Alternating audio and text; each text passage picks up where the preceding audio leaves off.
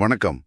இன்னைக்கு நாம திரைக்கதை எழுதுறதுல சில முக்கியமான விஷயங்களை கொஞ்சம் ஆழமா பார்க்க போறோம். ஆமா அதாவது ஒரு நல்ல கதைக்கிருவ அந்த லாக் லைன்னு சொல்றமே, ஆமா அது எப்படி உருவாக்குறது, ம் அப்புறம் ஹை கான்செப்ட்னா என்ன, உங்க கதை எந்த ஜானர் எந்த வகைன்னு எப்படி கண்டுபிடிக்கிறது, இதெல்லாம் பத்தி பேச போறோம். சரி. இது ஒரு திரைக்கதை புத்தகத்தோட பகுதிகளில் இருந்து எடுத்த தகவல்கள் தான். முக்கியமா நம்ம கதையை எப்படி இன்னும் சூப்பரா மக்கள் கிட்ட கொண்டு போறதுன்னு புரிஞ்சுக்கிறது தான் நோக்கம். நிச்சயமா. கதையோட அந்த முதல் புள்ளி, அந்த ஆரம்பம், அது சரியா இருந்தாதான் எல்லாமே. கரெக்ட். அதை எப்படி சுவாரஸ்யமா சொல்றதுன்னு தெரிஞ்சுக்கணும். ஆமா. சரி, முதல்ல லாக் லைன். ம் கதைய சட்டுன்னு 1-2 வரியில சொல்றது. ஸ்கிரிப்ட் எழுதுறதுக்கு முன்னாடியே இது ரொம்ப முக்கியம்னு சொல்றாங்க. ஆமா, ரொம்ப ரொம்ப முக்கியம்.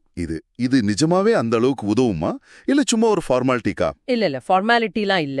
ஒரு தெளிவான லாக் லைன் ஆரம்பத்திலேயே உங்க கதைக்கு ஒரு டைரக்ஷன் கொடுக்கும். ஓ அப்படியா? ம் நேரத்தை பணத்தை மிச்சப்படுத்தும். ஒரு நல்ல லாக் லைன்ல 4 விஷயம் இருக்கணும்னு சொல்றாங்க. 4 விஷயமா? என்னன்னா அது?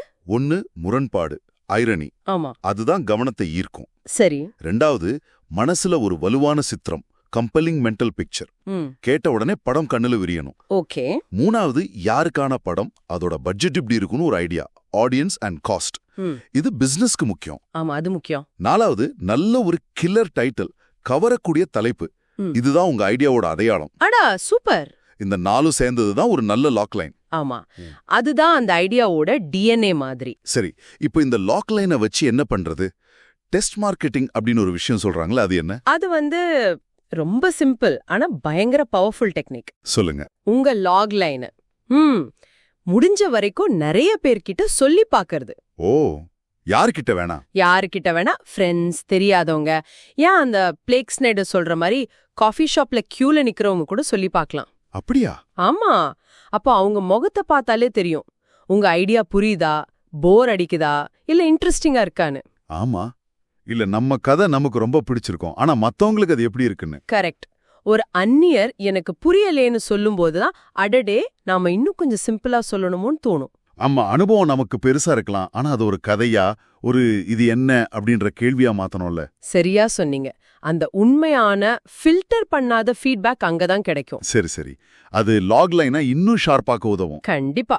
அடுத்து ஹை கான்செப்ட். இத கேட்டாலே இல்ல போஸ்டரை பார்த்தாலே படம் புரிஞ்சிடணும்னு சொல்றாங்க. ஆமா. இது டிஸ்னியோட கட்சன்பர்க் ஐஸ்னர் காலத்துல ரூத்லெஸ் பீப்புள் மாதிரி படங்கள்ல ஃபேமஸ் ஆச்சனாலும், ஹிச்காக் படங்கள்ல ரியர் விண்டோ, சைக்கோ இது இருந்திருக்குல்ல, இது ஒரு ஃபார்முலாவா இல்ல என்னது? அது ஒரு ஃபார்முலான்னு மட்டும் சொல்லிட முடியாது. அதை விட அது ஆடியன்ஸ்க்கு நாம கொடுக்கிற ஒரு மரியாதைன்னு சொல்லலாம். மரியாதையா? எப்படின்னா? அதாவது கதைய ரொம்ப தெளிவா, அதே சமயம் கிரியேட்டிவா அவங்களுக்கு அறிமுகப்படுத்துற ஒரு வழி. முக்கியமா இப்போ இன்டர்நேஷனல் மார்க்கெட் ரொம்ப முக்கியம். ஆமா, இப்போ ஓவர்சீஸ் கலெக்ஷன் ரொம்ப முக்கியமாச்சே. முன்னாடி 60% டொமெஸ்டிக்ல இருந்துச்சு, இப்ப 40% தான் வருது. அதனால மொழி கலாச்சாரம் தாண்டி பார்த்த உடனே வாவ் சொல்ல வைக்கிற ஐடியாஸ் தேவை. புரியுது. நீங்க ஒரு நல்ல தெளிவான லாக் லைன் எழுதினாலே போதும், அதுவே ஒரு மாதிரி ஹை கான்செப்டா அமைஞ்சிடும். ஓ அப்படியா? ஆமா, ஏன்னா அந்த முரண்பாடு, அந்த தெளிவான சித்திரம், அதுதான் ஹை கான்செப்டோட அடிநாதமே. சரி, புரியுது. அப்போ அடுத்த கேள்வி, இது எதை போல இருக்கு? What is it most like? நம்ம கதை எந்த ஜானர்னு தெரிஞ்சுக்கிறது. ஆமா. இது ஏன் இவ்வளோ முக்கியம்?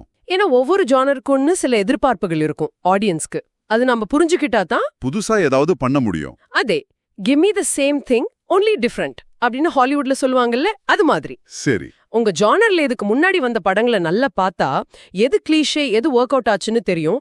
அதை வச்சு நாம புதுசா யோசிக்கலாம்.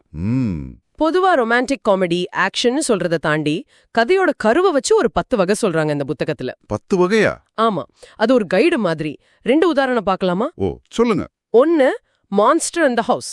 இதுல ஒரு அசுரன், ஒரு சின்ன அடைபட்ட இடம், வீடு, கப்பல், ஊர்னு எது வேணா இருக்கலாம், அங்க சில பேர் மாட்டிக்கிறாங்க.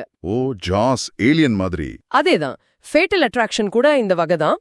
இதுல பெரும்பாலும் ஒரு பாவம் நடந்திருக்கும், பேராசை, காமம் மாதிரி. அதுக்கு தண்டனையா தான் அந்த மான்ஸ்டர் வரும். இன்ட்ரெஸ்டிங். ஆனா அராக்னோபோபியா படம் ஏன் அந்த அளவுக்கு ஹிட் ஆகலன்னா, அதுல சிலந்தி ரொம்ப வீக்கா இருந்துச்சு, தப்பிக்கிற மாதிரி இடம் இருந்துச்சு, அந்த இறுக்கம் இல்ல. ஓஹோ, அந்த கட்டமைப்பு ரொம்ப முக்கியம். ஆமா, 2 முக்கியம். மான்ஸ்டரும் பயங்கரமா இருக்கணும், இடமும் தப்பிக்க முடியாத மாதிரியும் இருக்கணும். சரி. அடுத்த வகை இன்னொன்னு கோல்டன் ஃப்ளீஸ். இது ஒரு தேடல் கதை. ஒரு பயண கதை, ரோட் மூவின்னு கூட சொல்லலாம். Star wars, visit of wars. Correct. Planes, trains and automobiles கூட இந்த வகை தான். ஹீரோ எதையோ தேடி போவாரு, ஆனா கடைசில அந்த பயணத்துல தன்னையே கண்டுபிடிப்பாரு. ஓ, இதுல ரொம்ப முக்கியமானது என்னன்னா, அந்த பயணத்துல நடக்கிற சம்பவங்கள் சும்மா எபிசோடா இல்லாம அதே இன்டர்னல் growth அதுக்கு உதவணும். அதுதான் கதையோட உண்மையான இயக்கம். சூப்பர். அப்போ ஒரு தெளிவான லாக் லைன்ல ஆரம்பிச்சு அது மக்கள்கிட்ட டெஸ்ட் பண்ணி ஆமா, ஹை கான்செப்டோட பவரை புரிஞ்சுக்கிட்டு சரி, நம்ம கதை எந்த வகைன்னு தெரிஞ்சு அதோட ரூல்ஸை சரியா பயன்படுத்தினா புதுசா வித்தியாசமா கதை சொல்ல முடியும். அருமை. இதெல்லாம் சும்மா ரூல்ஸ் இல்ல, நல்ல கதை சொல்றதுக்கான டூல்ஸ் மாதிரி. நிச்சயமா. ஆக இன்னைக்கு நாம log line, test marketing, high concept, ஜானர்னு சில முக்கியமான விஷயங்களை அலசிட்டோம். ஆமா, இறுதியா நீங்க யோசிக்கிறதுக்கு ஒரு விஷயம் சொல்றேன். சொல்லுங்க. ஒரு கதை ஐடியா மனசுல தோணும்போது இந்த மாதிரி கட்டமைப்பு, ஜானர் எதிர்பார்ப்பு பத்தியெல்லாம் ஆரம்பத்திலே நீங்க யோசிச்சீங்கன்னா அந்த முதல் ஐடியா எப்படி மாறும்? ஆமா, கேரக்டர்ஸ், கதைக்களம்னு யோசிக்கிறதுக்கு முன்னாடியே இதெல்லாம் உங்க ஐடியாவை எப்படி செதுக்கும்னு யோசிச்சு பாருங்க. கண்டிப்பா யோசிக்க வேண்டிய விஷயம். இது ஒரு நல்ல பயிற்சியாவும் இருக்கும். ஆமா.